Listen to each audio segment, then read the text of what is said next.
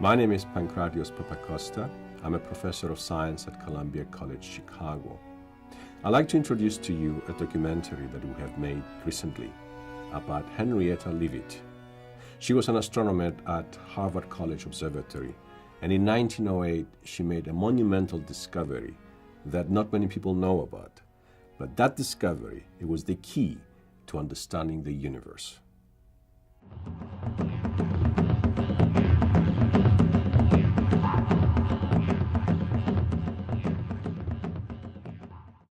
It was 100 years ago that Henrietta Leavitt, who was a worker at the observatory, made the first published mention of a very important relationship from photographic plates that she had measured, what has turned out to be a very important kind of variable star called Cepheids, after the prototype star, Delta Cephei, which is one of the bright stars in the constellation Cepheus. And these are stars which pulsate, which get bigger and smaller in a very regular way. And she was the first one to realize that the period with which the stars pulsate was related to how bright they are. Periods are very easy to measure. All you have to do is get up every night and you take a look, and you see over the course of about a week that they get brighter and dimmer. Distances to stars are very difficult to get. And so her relationship allowed us to determine distances to these stars. So they became what we call a standard candle. We could now take them and run. Edward Pickering was a professor at the Massachusetts Institute of Technology. He developed some of the first standard physics laboratories. And so he was not an astronomer, and it was a very interesting and inventive pick on the part of the Harvard Corporation to bring him here. The observatory was going strong, but its forte was delivering time for the railroads, time for the sea captains. It was somewhat languishing in terms of astronomical research, despite having such a major telescope here.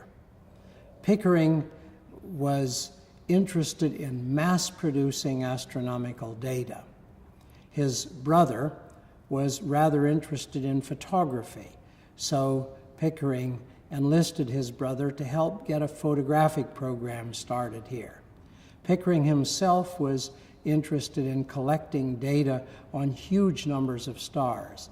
He was interested in developing photometers so that it was possible to measure the brightness of stars by partially mechanical means that gave not only unprecedented accuracy, but accuracy in bulk, so that he was working not with dozens of stars or hundreds of stars or thousands of stars, but tens of thousands of stars.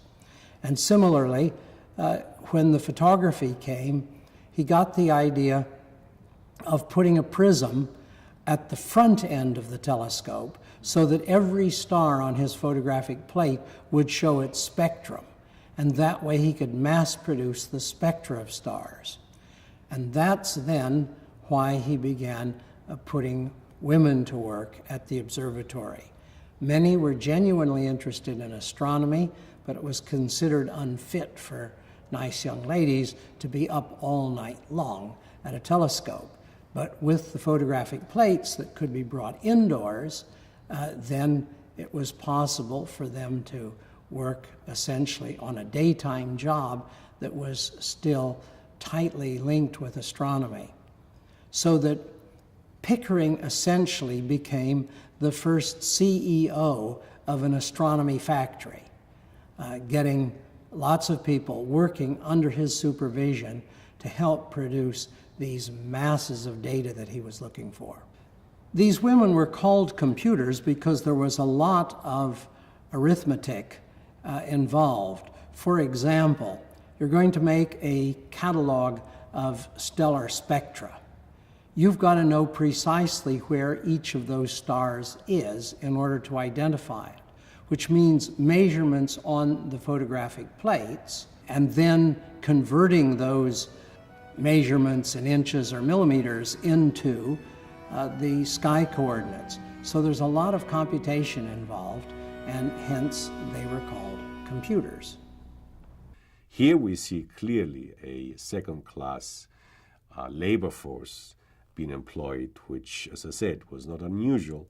In those days, it was everywhere basically the same. Women were much better than men in doing this job because first they had more patience than men looking at a piece of glass for hours. And second thing, they had keen eyesight. Maria Mitchell, one of the early American astronomers, who said that we women, just the way we do excellent embroidery in a minute way, we are also using the same eyesight to dissect the star and actually derive its qualities. Brilliant type of analogy, embroidery and computing stellar characteristics. It was not uncommon for women who were interested in science to go to work as human computers, as I've heard it said, in doing computation at the observatory. And there were several Radcliffe students who worked there as students and then went on to full-time work. I understand they were paid 25 cents an hour, and that it was fairly arduous kind of daily routine of concentration and rigorous thought, for which they did not get much recognition. Welcome to the plate stacks of the Harvard College Observatory. We have here a collection of astronomical photographs. It covers a 100-year time span, starting in about 1885 and ending in about 1989. These are dry plate negatives, so that it is a reverse of what you would see in the sky. The stars are black and the background would be light. And it's an emulsion spread across glass. Glass is a very stable substance as opposed to paper or film, which would wrinkle over time and would give you inaccurate measurements. So the collection was used to watch change over time, change in brightness, change in position, and whether things reappear and disappear, things like asteroids and comets. We have about 520,000 plates. I'm still in the process of counting. Last time I counted, we were at 419,000, but I have half a floor still yet to count. So we have both the northern hemisphere and the southern hemisphere represented, which is unlike any other collection in the world. And that's very important because you need the full sky coverage in order to study stars. And we also have the oldest collection in the world in terms of a large collection of photographs. 1885 was very early in the astrophotography. We have toward us the emulsion side, which is the gelatin that was spread across the glass. This is all factory produced and not exposed until it was put behind the telescope. And then on the other side would be a much, you probably can't tell unless you get very close, but it's a shinier appearance. That's the glass side. And anybody studying a plate would place it like this toward them so that the glass is facing them, and then they can actually touch and write on this surface. You see the end of that fly spanker there? That's definitely a galaxy.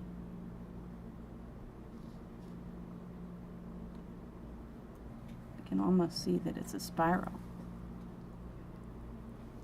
But what I want you to try to understand is how amazingly complicated this work would be to get down with your eye and to look at things that are a lot less obvious than that.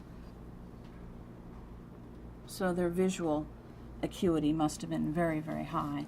And I think that they were quite tolerant of repetitive tasks.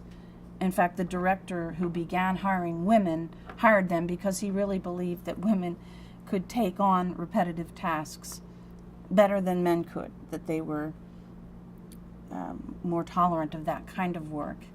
Henrietta Leavitt is known for two different things. One is a catalog of sequences of magnitudes of stars near the North Celestial Pole, but her most important discovery was about Cepheid variables. And the result of that still informs astronomy today and is a foundational piece of data for pretty much all astronomical work done even to the present. So what she did was to look at a kind of star called a Cepheid variable. A Cepheid variable is a large star, that has a relatively short lifetime, so they're not altogether that common. But she was able to find a couple of dozen of them in two of our near astronomical neighbors, the small and large Magellanic Clouds. Now they can be seen only in the southern hemisphere. So even though she couldn't see them from her position at Harvard, there were photographs taken from a southern observatory in Peru. And she found over 2,000 variable stars. And for 24 of them, she found a really important correlation. And the pattern that she found was this, that the connection between the absolute brightness of the star is connected to the period of their variability. Now, it's hard to know exactly how far those stars are away, but there's a little trick. Because all of these stars were in the same neighborhood, they were in the same small Magellanic Cloud or the large Magellanic Cloud, they are all at the same relative distance. So, she knew that they are all roughly the same distance from Earth, and so she could find this pattern. Now, the idea here is to use these Cepheid variables as a standard candle. So the idea is this. Suppose you would make a 50 candle batch, and they're all exactly the same. Now, if you move these candles at different distances, even though they give off the same amount of light, the farther away ones would be a little bit dimmer. And you can actually measure how much light comes to you from these candles, and you can determine exactly the distance to these candles by how much light comes to your eye from these candles. So you can do the same thing with these Cepheid variables. And Henrietta Leavitt's contribution is connecting that period of variability to the magnitude of these stars, these standard candles called Cepheid variables. This discovery is of such importance that you couldn't do astronomy today without that discovery. So, two really important results came within a couple of decades. Edwin Hubble, first of all in the late 1920s, discovered that there were these Cepheid variables in a galaxy called Andromeda, M31, and he could compute the distance then to Andromeda. And he realized this is many times more distant than the farthest objects in the Milky Way. This answered a question that had been vexing astronomers for a couple of hundred years. Is the Milky Way the only galaxy in the universe, or are there many galaxies like the Milky Way? And he discovered, through Henrietta Leavitt's discovery, in fact, Andromeda is a different galaxy, and there are many galaxies throughout the universe. But he also discovered, with these Cepheid variables, that the farther away these galaxies are, the faster they're moving away from us. And this was the evidence that our universe is actually expanding. So these two results now are well known and connected to Hubble, but without Henrietta Leavitt, no way could he have made this discovery. So Henrietta Leavitt really should get some of the credit for this. I think the situation for Henrietta Leavitt is probably the same as it is for our students today. That is, Oberlin and other liberal arts colleges don't train students for specific jobs or specific fields. They give them a more general education, a very firm grounding in the literature, the philosophy, the ways of thinking, and rigorous training in problem solving in science courses and things like that, so that their mind has been prepared to do almost anything they're faced with later in life. In Henrietta's case, probably the foundational studies at Oberlin certainly gave her the background required and the creativity and the ability to notice things and make judgments and generalizations that she did later. All of that follows from a solid classical liberal education. Henrietta Leavitt studied languages here. She studied both ancient and modern languages, Greek, Latin, French, Italian, German. She studied English. She took philosophy classes, natural history, and mathematics. And then in her final year, she studied astronomy. She returned after she graduated for another year to study astronomy further with Professor Pickering, who ran the Harvard Observatory. Our knowledge of Henrietta Leavitt is very slim. There's not any correspondence. We do not have a diary. She obviously made this tremendous contribution and yet left very little in way of documentation of her experience. Unfortunately, that's the story of far too many women.